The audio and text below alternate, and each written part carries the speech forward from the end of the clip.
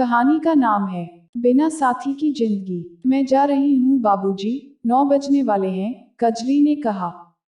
ठीक है कजरी, जरा देखभाल कर घर जाया करो रात को। आजकल ऐसा ही जमाना है। बाबूजी, मुझे अकेले कोई डर नहीं लगता। मैं ऐसे लोगों से बखूबी निपटना जानती हूँ। कजरी ने रमेश की ओर देखते हुए कहा और कमरे से बाहर निकल गई। कुछ देर बाद रमेश उठे और दरवाजा बंद कर बिस्तर पर बैठ गए। रमेश की उम्र 62 साल हो चुकी थी। 2 साल पहले वे एक सरकारी महकमे से अफसर रिटायर हुए थे। परिवार में पत्नी कोमल और 2 बेटे विशाल और वैभव थे। दोनों बेटों को पढ़ा लिखाकर इंजीनियर बनाया। दोनों ने बेंगलुरु में नौकरी कर ली। दोनों की शादी कर दी गई और वे अपनी पत्नियों के साथ खूब मजे में रह रहे थे, जब तक पत्नी कोमल का साथ रहा। रमेश को कुछ भी कमी महसूस न हुई। नौकरी के दौरान खूब पैसा कमाया, बड़ा 4 कमरों का मकान बना लिया। पिछले साल एक दिन कोमल को हार्ट अटैक हुआ और अस्पताल पहुंचने से पहले ही दम तोड़ दिया। कोमल के मरने के बाद रमेश बिल्कुल अकेले हो गए। दिन तो किसी तरह कट जाता, पर रात काटनी बहुत मुश्किल हो जाती। विशाल और वैभव ने बार बार फोन करके उनको अपने पास बुला लिया। दोनों के घर एक एक महीना बिताकर वे फिर यहाँ अपने मकान में आ गए। सुबह का नाश्ता, सफाई, पोंछा व कपड़ों की धुलाई का काम ज्योति करती थी। दोपहर व शाम का खाना मालती बनाती थी। एक दिन रमेश ने कहा था, ज्योति, मैं चाहता हूँ कि तुम किसी ऐसी काम वाली को ढूंढ दो जो सुबह 9 बजे से रात के 8 बजे तक रहे। सुबह नाश्ते से रात के खाने तक के सारे काम कर सके। ठीक है बाबूजी, मैं तलाश करूंगी, ज्योति ने कहा था। एक दिन सुबह ज्योति एक औरत को लेकर आई। ज्योति ने कहा, बाबूजी, यह कजरी है। जब मैंने यहाँ काम के बारे में बताया तो यह तैयार हो गई। यह सुबह 9 बजे से रात के 8 बजे तक रहेगी। रमेश ने कजरी की तरफ देखा। सांवला रंग, गदराया बदन, मोटी मोटी आंखें। उम्र तकरीबन 30-32 साल। माथे पर बिंदी और मांग में सिंदूर। अगले दिन सुबह कजरी आई तो रमेश अखबार पढ़ रहे थे। कजरी ने नमस्ते बाबूजी कहा। आओ कजरी, रमेश ने उसे देखते हुए कहा, बैठो। कजरी वहां रखी कुर्सी पर बैठ गई। कजरी, जरा अपने बारे में कुछ बताओ, रमेश ने पूछा। बाबूजी, मेरा नाम काजरिमा है, पर सभी मुझे कजरी कहते हैं। मैं बिहार में पटना के पास ही एक गांव की रहने वाली हूँ। मैंने 10वीं तक पढ़ाई की है। मैंने अपने माता पिता को नहीं देखा। वे दोनों मजदूरी करते थे। एक दिन एक मकान का लेंटर टूट गया तो उसमें दबकर दोनों मर गए। मकान मालिक ने मेरे मामा को 3 लाख रुपए दे दिए थे, तब मेरी उम्र 5 साल थी। मामा मामी ने ही पाला है। 18 साल की उम्र में मामा ने मेरी शादी पास के ही एक गांव में कर दी।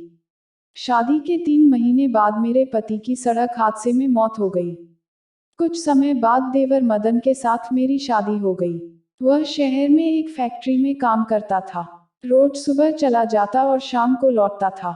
मेरी सास नहीं थी। एक दिन दोपहर का खाना खाकर मैं आराम कर रही थी तो अचानक ही ससुर ने मुझे दबोच लिया। मैंने बहुत मना किया, पर वह नहीं माना। मैंने इस बारे में पति मदन को बता दिया। उन दोनों की लड़ाई हो गई। इस लड़ाई में के ससुर के हाथ से मदन की हत्या हो गई। ससुर को पुलिस ने पकड़ लिया। मैं वहां उस घर में अकेली कैसे रहती, इसलिए मैं अपने मामा मामी के पास लौट गई। कुछ महीने बाद एक आदमी मामा के घर आया। वह आदमी मेरी तरफ ही देख रहा था। मामा ने मुझे बताया कि यह कर्मदास है, मुजफ्फरनगर का रहने वाला है। यह सब्जी बेचने का काम करता है। इसकी घर वाली को पीलिया हो गया था। इलाज कराने पर भी वह बच नहीं सकी। घर में 20 साल का बेटा केशव है। वह 7वीं क्लास तक ही पढ़ सका। किसी दुकान पर नौकरी करता है। मामा ने एक मंदिर में मेरी शादी कर्मदास से कर दी। मैं अपने पति के साथ यहाँ आ गई। मुझे बाद में पता चला कि मेरे मामा ने इस शादी के लिए 40,000 रुपए लिए थे। मेरी शादी करके मामा बहुत खुश व्यस्त था कि रुपए भी मिल गए और छाती पर बैठी मुसीबत भी टल गई। एक दिन मुझे पता चला कि मेरे ससुर को हत्या के जुर्म में उम्र कैद की सजा हो गई है। यहाँ सब ठीक ठाक चल रहा था। पहले तो मेरा पति कभी कभार शराब पीकर आता था, पर धीरे धीरे उसे रोज पीने की आदत पड़ गई। वह जुआ भी खेलने लगा था। पति ने रेहड़ी लगानी बंद कर दी।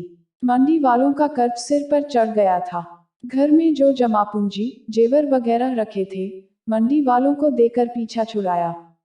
इसके बाद मैंने घरों में काम करना शुरू कर दिया, कजरी ने अपने बारे में बताया।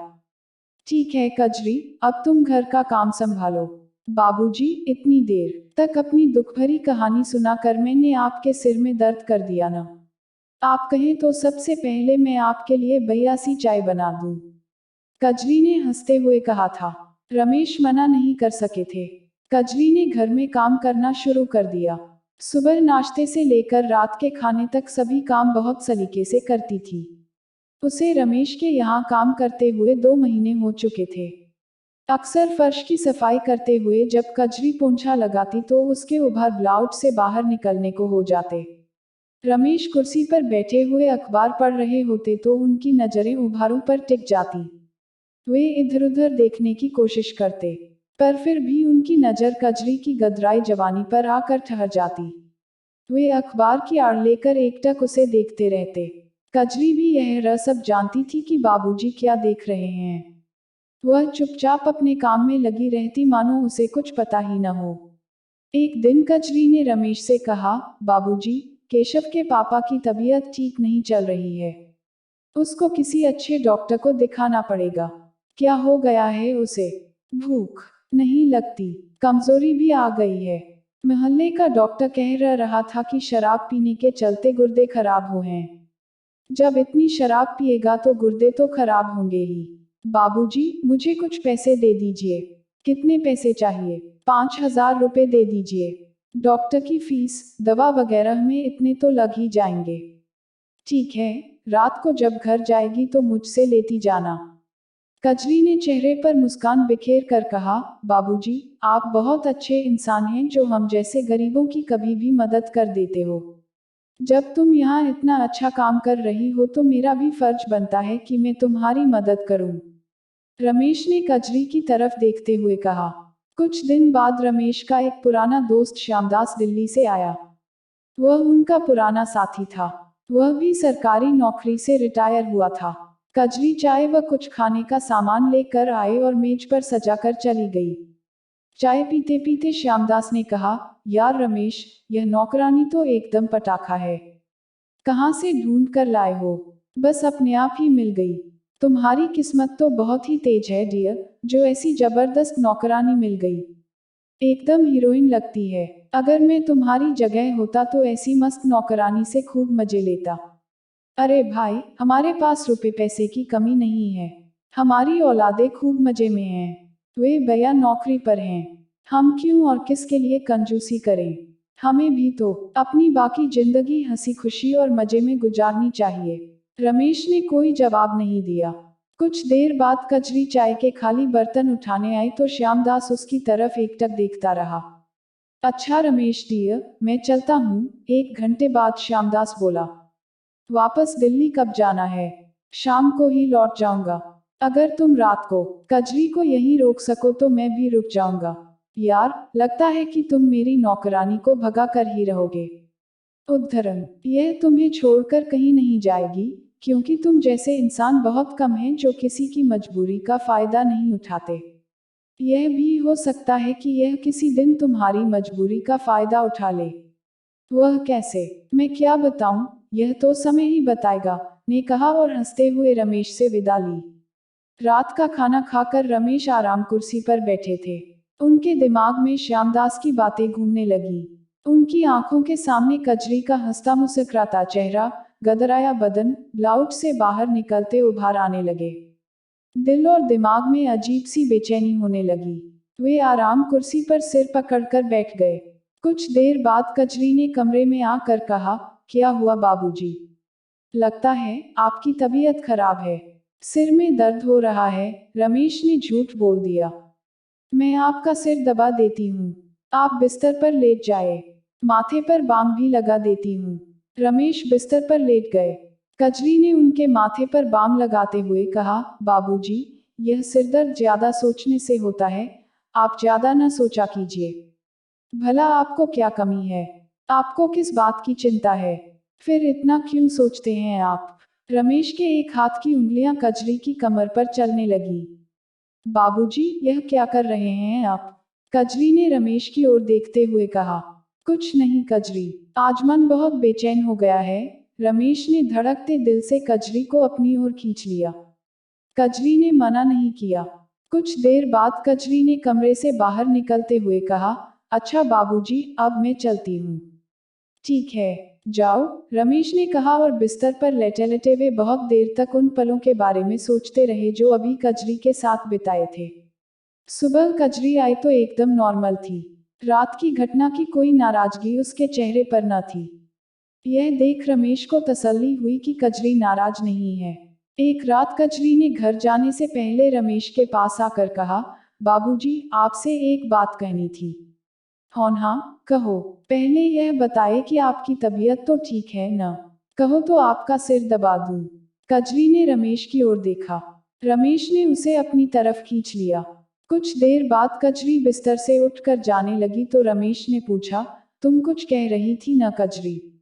हाँ बाबूजी, केशव फलों की रेडी लगाना चाहता है। अगर आप कुछ मदद कर दे तो वह रेडी लगा लेगा। कितने रुपए में लग जाएगी रेडी? तकरीबन 15,000 रुपए। ठीक है, कल ले जाना रुपए। बाबूजी, आप बहुत अच्छे इंसान हैं, कजरी ने कहा और मुस्कुराते हुए चली गई। एक महीने बाद काम करते करते कजरी को अचानक उल्टी हो गई। रमेश ने कजरी को बुलाकर पूछा, क्या बात है कजरी? तबीयत तो ठीक है ना? बाबूजी, लगता है कि मैं पेट से हो गई हूँ। मुझे महीना भी नहीं हुआ है। तुम डॉक्टर से चेकअप कराओ। शाम को नर्सिंग होम में चली जाना। नर्सिंग होम से सीधे अपने घर पहुंच जाना। मुझे मोबाइल पर बता देना जैसा भी डॉक्टर बताता है। रात को रमेश को कजरी ने सूचना दे दी कि वह पेट से हो गई है। अगले दिन सुबह जब कजरी काम करने आई तो रमेश ने उसे अपने कमरे में बुलाया। कजरी बोली, बाबूजी, आपने मेरे साथ संबंध बनाए तो उसी के चलते मैं पेट से हो गई हूँ। अब मेरे पेट में आपका बच्चा पल रहा है। कजरी, यह तुम कैसे कह सकती हो कि यह मेरा ही बच्चा है? यह तुम्हारे पति का भी तो हो सकता है। बाबूजी, केशव का पापा तो 3 महीने से मेरे पास आया ही नहीं, वह बीमार रहता है। कजरी, मेरा कहाँ मानोगी? डॉट डॉट कहिए। बाबूजी, तुम अपना बच्चा गिरवा लो। नहीं बाबूजी, मैं बच्चा नहीं गिराऊंगी। मैं हत्या नहीं कराऊंगी। चाहे यह बेटा हो या बेटी, मैं इसे पाल पोस कर बड़ा करूंगी। मेरा कहना मान लो कजरी, तुम बच्चा गिरा दो। नहीं बाबूजी, आप मुझे ऐसी सलाह न दे। इसके पैदा होने पर मैं सभी को बता दूंगी कि इसका पापा कौन है, क्योंकि इसकी शक्ल आपसे मिलेगी। अगर मुझसे शक्ल न मिली तो डॉट डॉट प्रश्नवाचक चिन्ह, तो मैं इतनी भोली भी नहीं हूँ जो चुपचाप बैठ जाऊंगी। मैं सबसे पहले इस बच्चे का डीएनए टेस्ट कराऊंगी और मीडिया को बता दूंगी कि यह बच्चा भी आपकी जायदाद का वारिस है। कजरी ने रमेश की ओर देखते हुए कहा। उसके चेहरे पर मुस्कान थी। यह सुनकर रमेश को पसीना आ गया। वे तो कजरी को बहुत भोली समझ रहे थे, पर यह तो जरूरत से ज्यादा समझदार व चालाक है। इसने तो उसे ही जाल में फंसा दिया है। रमेश ने कहा, सुनो कजरी, जो होना था हो गया। अब तुम यह बताओ कि इस मुसीबत से बचने के लिए मैं तुम्हें कितने रुपए दे दूं? बाबूजी, मुझे आप पर तरस आता है। आप बस 5 लाख रुपए दे दो। मैं बच्चा गिरवा दूंगी। 5 लाख रुपए? क्या कह रही हो तुम? पागल हो गई हो क्या? बाबूजी, मैं नहीं, उस रात तो आप पागल हो गए थे जिसका नतीजा मेरे पेट में पल रहा है। मैं तुम्हें 5 लाख तो नहीं, 50,000 रुपए दे सकता हूँ। बाबूजी, आपकी इज्जत और आपके इस बच्चे की कीमत महज 50,000 ही है क्या? इसके बाद सौदेबाजी हुई और कजरी 2 लाख रुपए लेने पर मान गई। रमेश ने दोपहर को बैंक से 2 लाख रुपए निकालकर कजरी को दे दिए। बाबूजी, मैं कल ही सफाई करा लूंगी। इसके बाद 5-7 दिन मुझे आराम भी करना पड़ेगा। कोई बात नहीं, तुम अपने घर पर आराम कर लेना। मैं किसी दूसरी कामवाली को भेज दूंगी, ताकि आपको कोई परेशानी न हो। तुम किसी को न भेजना। मैं कुछ दिन के लिए बेंगलुरु चला जाऊंगा अपने बेटे के पास, रमेश ने कुर्ते हुए कहा। कजरी चुपचाप काम में लग गई। रमेश ठगे से कुर्सी पर बैठ गए। उनको अपने किए पर पछतावा हो रहा था। अपनी इज्जत बचाने के लिए उन्हें 2 लाख रुपए देने पड़े। कजरी ने उस रात की भरपूर कीमत वसूली है। कुछ दिन बेटे के पास बेंगलुरु में रहने के बाद फिर वापस यहीं लौटना है। यहाँ लौटकर फिर अकेलापन घेर लेगा। अब तो इस अकेलेपन को दूर करने का कुछ न कुछ उपाय करना ही होगा। अगले दिन से ही रमेश ने अखबार व इंटरनेट पर ऐसे वैवाहिक विज्ञापन देखने शुरू कर दिए जिनमें विधवा, छोड़ी गई व तलाकशुदा औरतों को जीवनसाथी की तलाश थी। उनको लग रहा था कि बाकी की जिंदगी अकेले बिना साथी के काटना बहुत मुश्किल होगा। समाप्त। कहानी अच्छी लगे तो इसे लाइक कीजिए, शेयर कीजिए और सब्सक्राइब करना ना भूले और बेल आइकन को जरूर दबाएं। धन्यवाद।